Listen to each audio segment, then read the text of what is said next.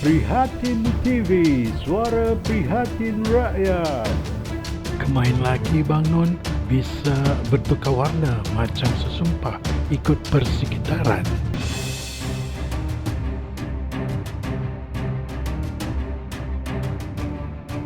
Assalamualaikum warahmatullahi wabarakatuh.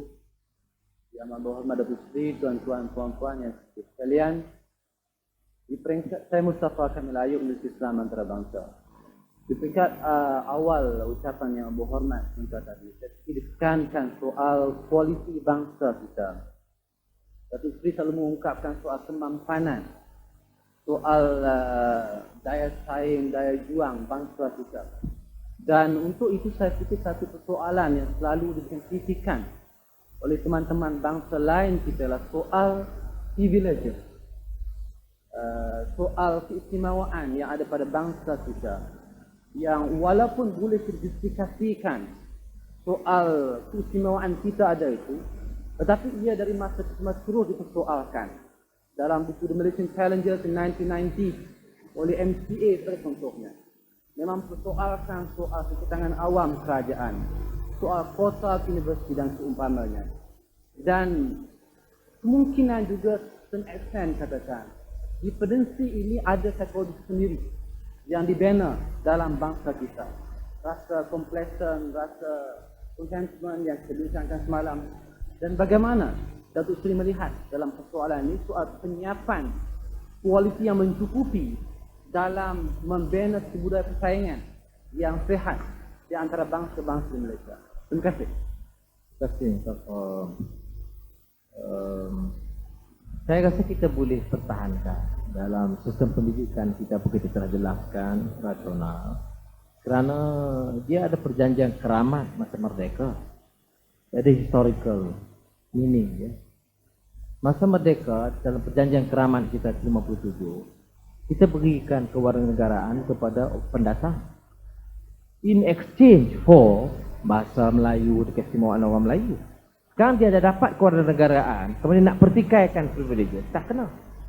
This was agreed upon. Kalau dia kata, well, this was agreed upon by my forefathers, dia question, what if the present generation question citizenship? Kita tidak mahu dua-dua isu itu di question. Sebab itulah kita terima sebagai historical fact yang bisa diterima. Tetapi selain daripada itu, faktor sociological pun ada. Di Amerika Syarikat dulu ditolak. Bila kita laksanakan tahun 70-an dasar ekonomi baru, ini di istilah kaji masyarakat disebut affirmative action. Nah, affirmative action ini dikritik besar dan hebat oleh Barat. Bila berlaku Los Angeles riot, Chicago dan di Washington dan sebagainya beberapa tahun yang lalu, gempar Amerika Syarikat. Sudah baca karya dalam Washington Post, by Wall Street Journal, Herald Tribune, semua mula menulis the need for government intervention and affirmative action di Amerika Syarikat. Dia ada terbalik perbincangan itu. We did it 20 years ago. Sebab dia kata, bila ada the poor, the downtrodden, the slums in cities, particularly among the minorities, dia ada problem. You have to deal with the problem. Dan you need some form of affirmative action. Orang kulit hitam dijadikan slave ratusan tahun. Ya. Cara mereka jaga. Dalam ucapan saya masa Indigenous Peoples Conference, di Indigenous People yang dibunuh dalam masa 40 tahun lepas Columbus, dibunuh, plundered, killed and raped, dan died in the process, bukan sekat rape. Ya. Itu 15 million people in 40 years.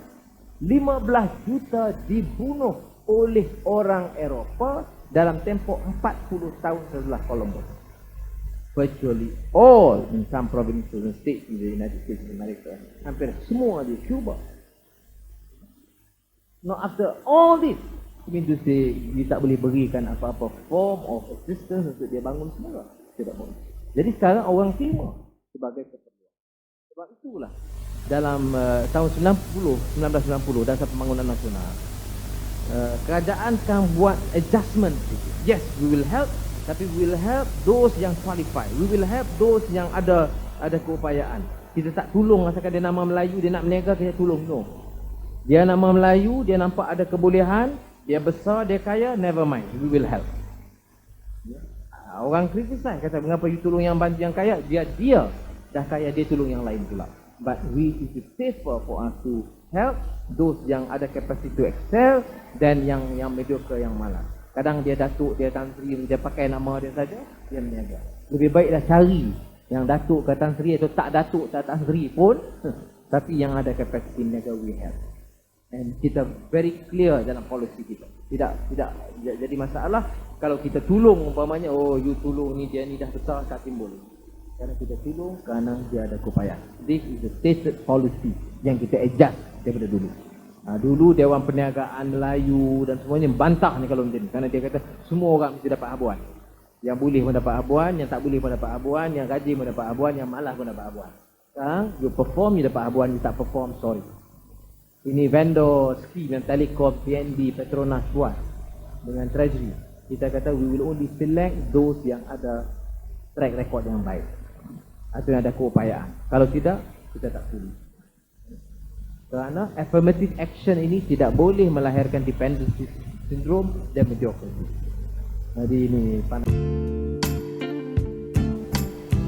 Jangan lupa bantu like dan subscribe Prihatin TV. Sehingga bersiaran lagi. Assalamualaikum.